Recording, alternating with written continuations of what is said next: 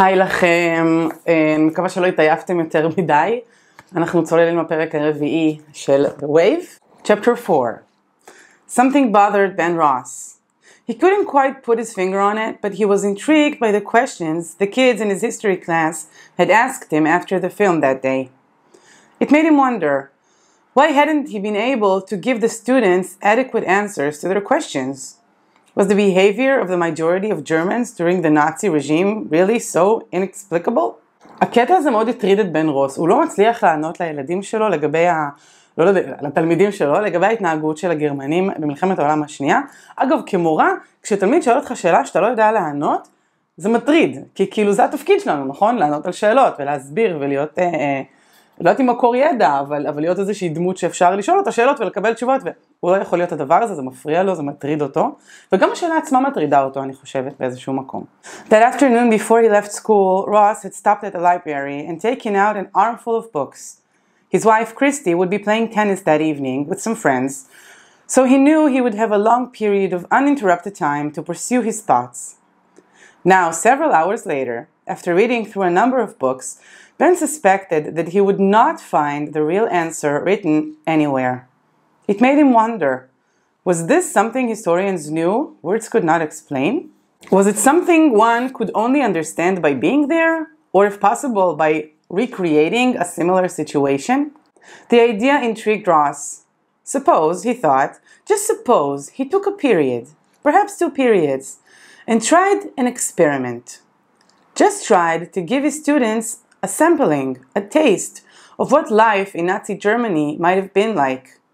If he could just figure out how it could be done, how the experiment could be run, he was certain it would make far more of an impression on the students than any book explanation could ever make.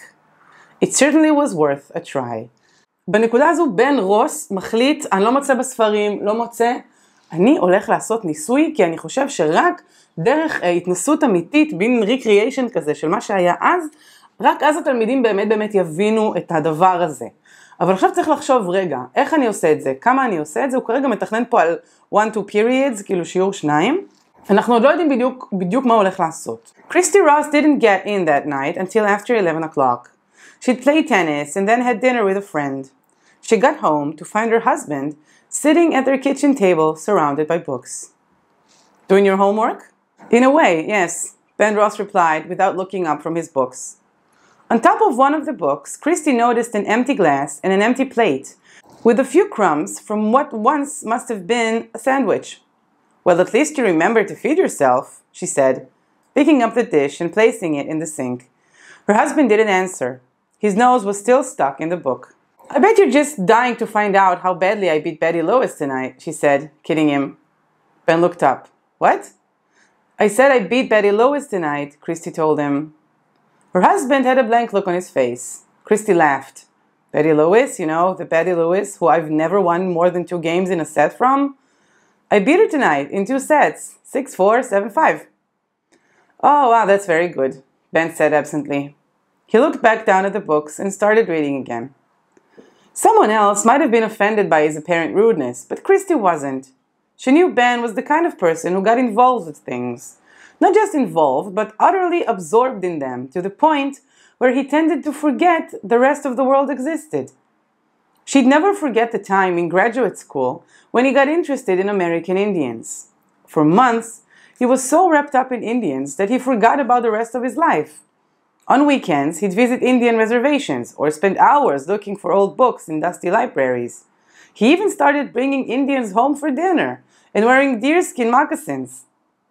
Kריסטי used to get up some mornings wondering if he was going to put on war paint. But that was the way Ben was. One summer, she taught him to play bridge, and within a month, not only was he a better bridge player than she, but he was driving her crazy, insisting that they play bridge every minute of the day. He only calmed down after he won a local bridge tournament and ran out of worthy competitors. It was almost frightening the way he lost himself in each new adventure. אז כריסטי לא ככה, היא לא נרגשת, לא מתרגשת ממה שבן עושה, היא גם לא נעלבת מזה שהוא בקושי מסתכל עליה. היא רגילה לזה שהוא מוצא לעצמו איזה תחביב, ולחלוטין צולל פנימה, אבל ב100%. זה היה עם אינדיאנים, וזה היה עם ברידג', ועכשיו הוא מתעסק במלחמת העולם השנייה. בסדר. Kריסטי looked at the book scattered about the kitchen table and sighed. What is it this time? She asked. The Indians again? Astronomy? The behavioral characteristics of killer whales? When her husband didn't answer, she picked up some of the books. The Rise and Fall of the Third Reich. Hitler's Youth? She frowned. What are you doing? Cramming for a degree in dictatorship? Not funny, Ben muttered without looking up. You're right, Kריסטי admitted. Ben Ross sat back and looked at his wife. One of my students asked me a question today that I couldn't answer. So what else is new? Kריסטי asked. But I don't think I ever saw the answer written anywhere, Ben told her. It just may be an answer they have to learn for themselves.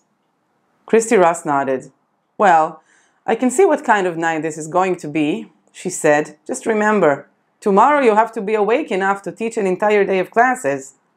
Her husband nodded. I know. Kריסטי Ross bent down and kissed him on his forehead. Try not to wake me, if you come to sleep tonight. זה פרק קצר, איזה כיף. בעצם אנחנו מקבלים תמונה קצת יותר מעמיקה על בן רוס, הוא בן אדם שאוהב ככה להתאמה מאוד בתוך דברים שהוא עושה, תחביבים שהוא מוצא לעצמו, הוא ככה טרח, הוא לא עושה חצי עבודה.